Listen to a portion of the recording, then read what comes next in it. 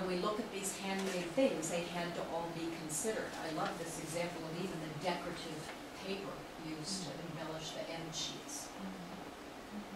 So some of that goes into my own efforts to make very interesting whole combined packages that these books have. This is one of my books called Trace, and the paper itself has been waxed, so it makes the paper translucent and it feels like skin, and I used the wax to actually glue things into it and silkscreen printed and all kinds of stuff. So it has a very wonderful physical quality that you have to experience when you're touching it.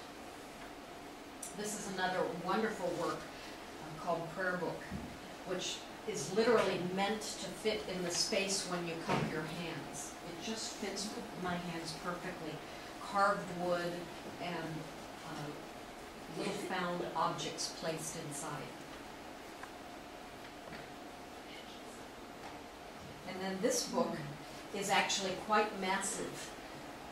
I call it a tome. It has so many pages to it. It's very weighty. You have to wrestle with it and actually to look at it. And you can see it's kind of this skewed format to it. It's not perfectly square pages. But literally, I was working as a way to reveal how I put things together, to think about the construction from influence to abstraction. And you can see that on the left side where there's the tree trunk and the actual trimmed up tree left over, and on the right hand side then it looks like this abstraction. Is it a target? Is it the rings of the tree? But it becomes a very simple symbol. So it's really my sources of symbolism and chance occurrences that have always influenced my ideas. But that's why I was calling it open book. I'm trying to be very revealing about all of those things. And then in contrast, here's incongruity, which is all this wormhole-eaten wood. A very wonderful kind of physical sense of degradation happens to this piece. And then here's another print, again, that's called Book of Hours. It's a flat print, literally just a print, not a book, but so much reference still comes to me about the book, thinking of this square format, what's contained on the inside, all that printing of layers and a whole suggestion of stacking of pages like a geological record is happening. And then in this last group of images, I wanted to talk a little bit about the imagination. And that's why this image is so interesting and beautiful. I saw this at a museum in Florence last summer, where the invitation from the little lady in this fresco is all illusionistic. She's painted and opens the curtain and invites you to come in. So it's trompe l'oeil. It's fool the eye. This imagination of what happens when we go inside the book. Inside. But of course she hasn't opened it, so there's a lot of room for imagination in that one. Pardon me? But of course she hasn't, you don't know what's behind, so there's a lot of room for your imagination here. Because exactly. The book's not open, you don't know what's you can't go in. But our mind can flow in. So that comes to me as a maker and the imagination that I can have. And actually I think I'm very influenced by the power in my hand as a maker. Here I'm pointing, demonstrating to my students. But this ended up becoming some topic that I celebrate. This hand power. This book is called Gestures. And I'm thinking about what happens with the manipulation of materials or things or tools that an artist uses, or we all do as a maker.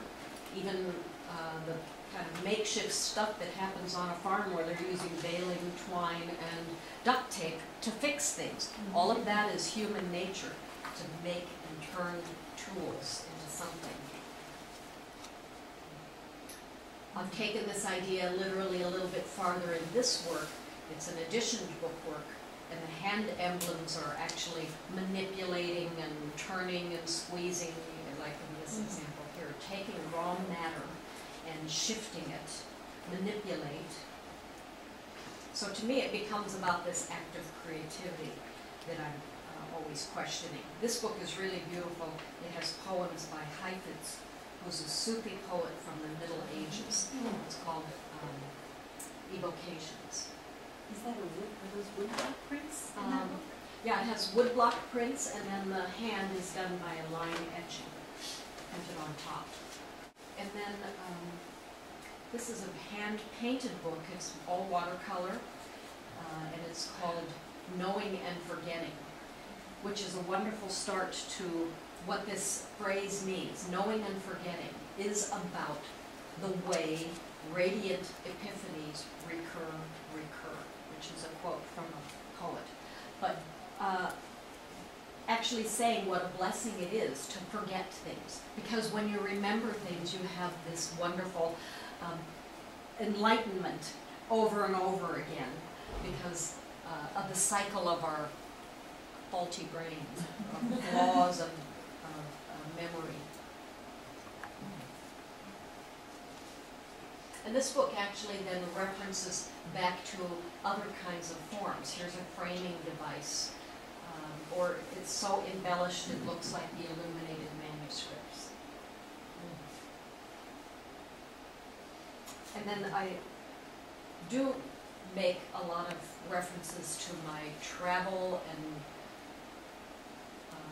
viewing of experiences in museums and influences from new sites and places where I've been. So I think of my books as a great recording device to capture those here and now experiences and then the imagination beyond. This book is two-sided. It has on the upper section you can see information that came from little snippets of Italian Renaissance paintings. And on the back side is this cosmic landscape that looks like it's going into outer space or into inner space. And then this is the new book that I'm just finishing up right now. Yesterday I'm binding the copies. It's going to take me all winter to finish binding them one by one. It's called Ephemera. And it's really a beautiful poem with, by Robert Pinsky, who was one of the U.S. Poet Laureates. And he's addressing in his poems some of the transient experiences of life and wonders and kind of wonderful metaphors about shapes and spaces, again, breath and air. So I would invite you to look at this one and read it as well. And then I'm going to close here with this description of the Blue Heron Press. Blue Heron Press has always been my press name ever since I was starting out as a young artist. Almost 30 years ago I've been using this little emblem and this little stamp for Blue Heron Press. But it's because of the opportunity for chance encounters that this has meant to me. I'm always on the quest for looking for a blue heron. You know, wherever I'm driving, could I see one flying across the sky? And in Nebraska, they're a little more rare than they are in other states, like Florida, where you can see one practically 2 times a day. Well, here it's a wondrous occurrence. I find it a very special moment when I happen to be in the right space, at the right time, looking in the right direction, having everything line up, and I have the opportunity to see the blue crane, the blue heron. So it has always meant for me this wonderful alignment of time and place and decisions and materials and my own creative process that I've been describing. So thank you for your attention and hope this made sense.